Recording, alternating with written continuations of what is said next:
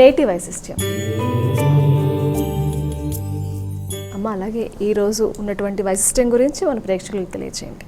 నేటి వైశిష్యంలో భాగంగా ఈ రోజున మనం ఒక చక్కటి ఇన్స్పిరేషనల్ స్టోరీ లాంటిది మనం వినాలి. అంటే చాలామందిని మనం చూస్తూ ఉంటాము.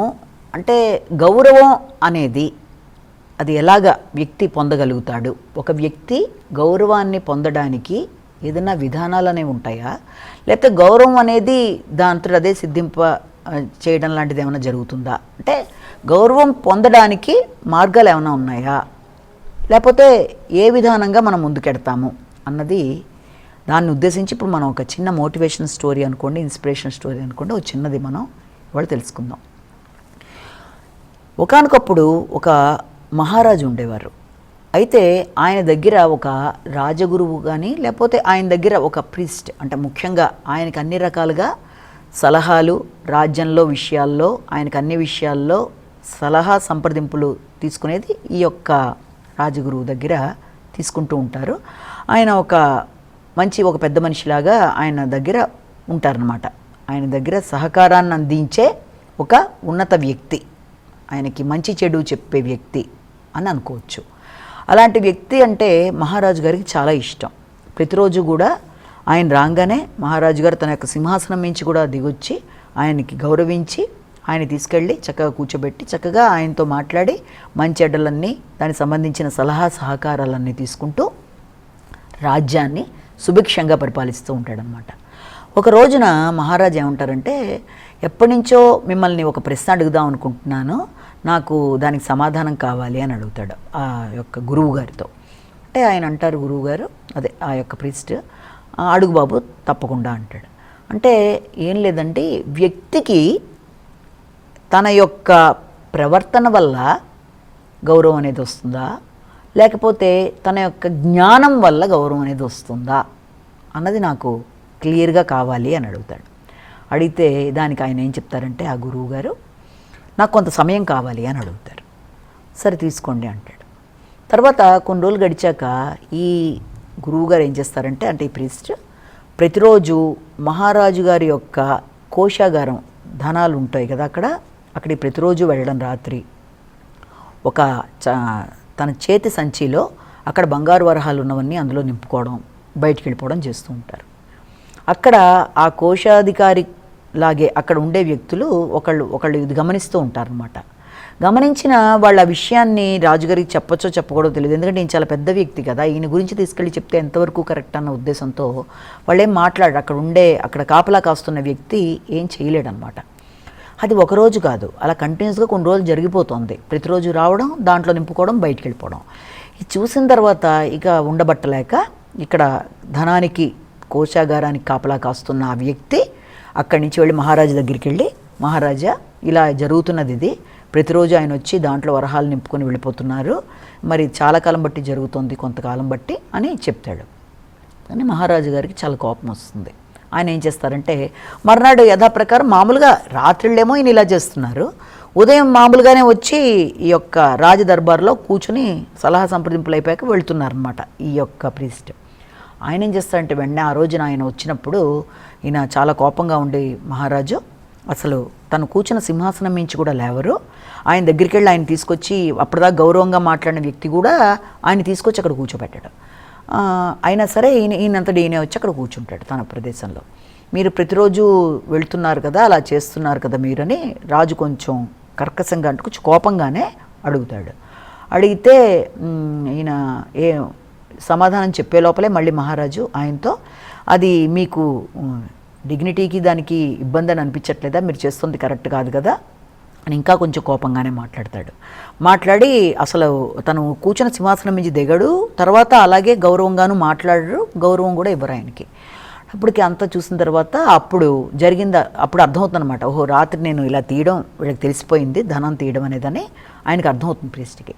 ఆయన ఏం చేస్తారంటే వెంటనే అక్కడి నుంచి ముందుకొచ్చి, అయితే నేను తీసుకొస్తున్నాను అన్న విషయాన్ని డెలిబరేట్గా మీరు అందరూ చూశారు కదా, ఇప్పుడు నేను విషయం చెప్తున్నాను, నేను తీయకముందు కూడా నా యొక్క జ్ఞానం నా దగ్గరే ఉంది. నేను ఈ ధనాన్ని తీసుకురాకముందు, ధనాన్ని తీసుకొని వచ్చిన తర్వాత ఇప్పుడు మీరు నన్ను ఇలా నిలబెట్టి అడుగుతున్నప్పుడు కూడా నా జ్ఞానం నా దగ్గరే ఉంది. కానీ ఇంత జ్ఞానవంతుడిని ప్రతిరోజు మీరు కూర్చున్న స్థానం నుంచి లేచి మరీ నాకు గౌరవం ఇచ్చి మాట్లాడి నా దగ్గర మంచెడ్లు మాట్లాడే మీరు ఈరోజు నేను అక్కడి నుంచి తీసుకొచ్చాన్న విషయం మీకు బయటపడడం వల్ల మీరు నన్ను నా గౌరవాన్ని తగ్గించి నాతో సరిగ్గా మాట్లాడకుండా నన్ను ఇలా మాట్లాడుతున్నారు. ఇదే మీరు అడిగిన ప్రశ్నకి సమాధానం. ఏంటి ఆయన అడిగిన ప్రశ్న సమాధానం అంటే అప్పుడు రాజు రికలెక్ట్ చేసుకుంటారు అనమాట, గుర్తు తెచ్చుకోవడం ప్రయత్నం చేస్తాడు.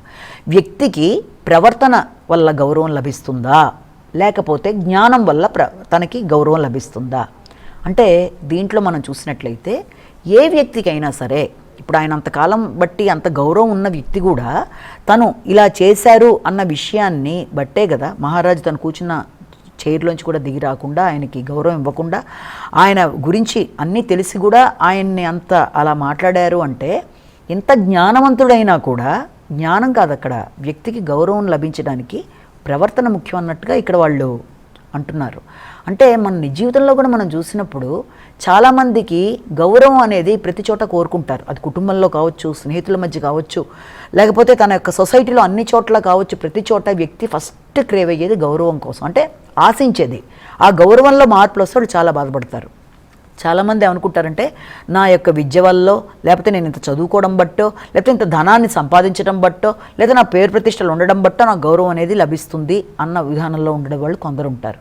కానీ వ్యక్తికి గౌరవం అనేది రావాలి అంటే ఆ వ్యక్తి యొక్క మేనర్స్ వల్ల, వాళ్ళ ప్రవర్తన వల్ల వాళ్ళకి గౌరవం అనేది లభిస్తుంది. అంటే ఏమిటా యొక్క ప్రవర్తన అనేది ఏ రకంగా ఉండాలి?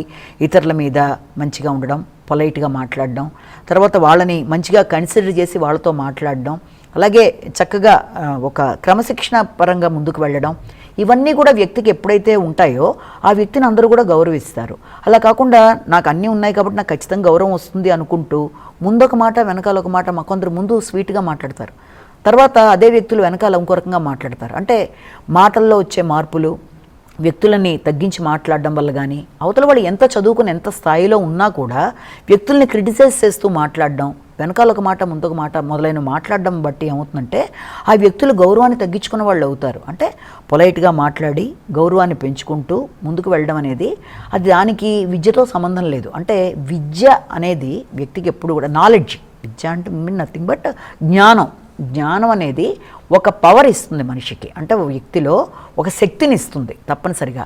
కానీ మంచిగా ఉండడం, మంచిగా ఉండి మంచిగా ప్రవర్తించడం, మంచి అలవాట్లు, మంచి హ్యాబిట్స్, వాటి వల్ల వ్యక్తికి అందరి యొక్క హృదయాల్లో స్థానాన్ని అనేది సంపాదిస్తాడు. అంటే జ్ఞానం అనేది కేవలం ఒక శక్తి అయితే వ్యక్తి యొక్క ప్రవర్తన అనేది అందరి మనసుల్లోనూ ఒక స్థానాన్ని సంపాదించడం, అంటే వాళ్ళ మాట తీరు కానీ, అందరినీ మంచిగా పలకరించడం కానీ, అందరి మీద జాలి, ప్రేమ, కరుణ లాంటివి ఉండడం కానీ, లేకపోతే ఇతరులకి సహకరించడం కానీ, ప్రవర్తన అనేది ఆ వ్యక్తి యొక్క ప్రవర్తన బట్టే వ్యక్తికి గౌరవం అనేది ఏర్పడుతుంది తప్ప వ్యక్తికి కేవలం జ్ఞానం వల్లే లభిస్తుంది. జ్ఞానం వల్ల లభించేది జ్ఞానం వల్ల లభిస్తుంది, కానీ ప్రవర్తన అనేది చాలా చాలా ముఖ్యం. ఆ ప్రవర్తన వల్ల అందరి మనసుల్లోనూ స్థానం సంపాదిస్తారు. అంటే వాళ్ళు విద్యావంతులైనా కాకపోయినా ఎలా ప్రవర్తిస్తున్నారు, అందరితో ఎలాగ వాళ్ళు సంభాషణ చేస్తున్నారు, ఎలా వాళ్ళందరికీ తల్లో నాలుకలా ఉంటున్నారు, ఎలా వాళ్ళకి సహకరిస్తున్నారు, ఎలా మంచి హ్యాబిట్స్ ఉంటున్నాయి, ఎలా క్రమశిక్షణాపరంగా ఉంటున్నారు, ఎలా ఇతరులకి ముందైనా వెనకాలైనా ఒకే రకంగా ఎలా మాట్లాడుతున్నారు, ఇవన్నీ కూడా కౌంట్ అవుతాయి. అంటే ముందు మాట్లాడిన విధానమే, ఎందుకంటే ఏదైనా సరే ఎంతో కాలం వ్యక్తులు నటించలేరు. అంటే ముందు మంచిగా మాట్లాడినట్టున్నా కాలక్రమేణా అయినా తర్వాత అసలు వాళ్ళల్లో ఉండే వ్యక్తిత్వం అనేది ఎలాగో బయటకు వస్తుంది. కాబట్టి వ్యక్తులని ఎప్పుడూ కూడా వాళ్ళ ప్రవర్తన అనేది చాలా చాలా చాలా చాలా మోర్ ఇంపార్టెంట్. అంటే ఎలా మాట్లాడుతున్నారు, ఎవరితో ఉన్నారు, వారి యొక్క సంభాషణ విధానం ఎలా ఉంది, వాళ్ళు ఎలా మనతో వాళ్ళు ప్రవర్తిస్తున్నారు, ఇవన్నీ కూడా ముఖ్యం అన్నది మనం ఈ యొక్క చిన్న కథలో తెలుసుకుంటాం. అప్పటిదాకా మహారాజు ఆయన జ్ఞానానికి విలువిచ్చిన వ్యక్తి ఎప్పుడైతే ఆయన ప్రవర్తనలో మార్పులా, ఆ ప్రవర్తన కూడా ఆయన తెలియడం కోసం అలాగా ఆయన ధనాగారం నుంచి ఆయన ధనం తీసుకొచ్చాడు తప్ప ఆయన ఉద్దేశం ధనం తీసుకోవాలని కాదు. మహారాజు అడిగిన దానికి సమాధానాన్ని ఈ రూపంలో చెప్పడానికి ఆయన ఆ ప్రయత్నం చేశారు ఆ రాజుగురు. కాబట్టి అక్కడ దాని ప్రకారం మనకేం తెలుస్తుందంటే వ్యక్తుల యొక్క ప్రవర్తన చాలా చాలా చాలా ముఖ్యం. అందరితో, అన్ని వయసుల వాళ్ళతో, అందరితో గౌరవంగా ఉంటూ ముందుకు వెళ్ళడం అనేది, గౌరవం అనేది సంపాదించుకునేది తప్ప అది కొనుక్కునేది కాదు. అంటే అదొక సంపాదించే ఆస్తిలాగా లేకపోతే ఒక చదువుకున్న విద్యలాగా కాదది. అది ప్రతి వ్యక్తి తనకి తాను సంపాదించుకునే విధంగా ఆ వ్యక్తి ప్రవర్తన ఉండాలి. ఆ ప్రవర్తన ఉన్న రోజున తప్పనిసరిగా గౌరవం అనేది ఆటోమేటిక్గా ఆ వ్యక్తి దగ్గరికి అదే వెతుక్కుంటూ పెడుతుంది. కాబట్టి ప్రతి వ్యక్తి కూడా సంఘంలో గౌరవాన్ని సంపాదించుకోవాలి అంటే తన ప్రవర్తనలో బాగోగులు మంచి చెడ్డలు ఏం చేసి మనం ముందుకెళ్ళగలం అన్న విధానాన్ని మార్చుకుంటూ ముందుకు పెడితే తప్పనిసరిగా గౌరవమే వాళ్ళని వెతుక్కుంటూ వస్తుంది. అన్ని విధాలుగా కూడా అందరి మనసుల్లోనూ మంచి స్థానాన్ని ఏర్పరచుకొని ముందుకు పెడతారు అన్నది దీని ప్రకారం మనకి తెలుస్తుంది. నమస్కారం. వీక్షించ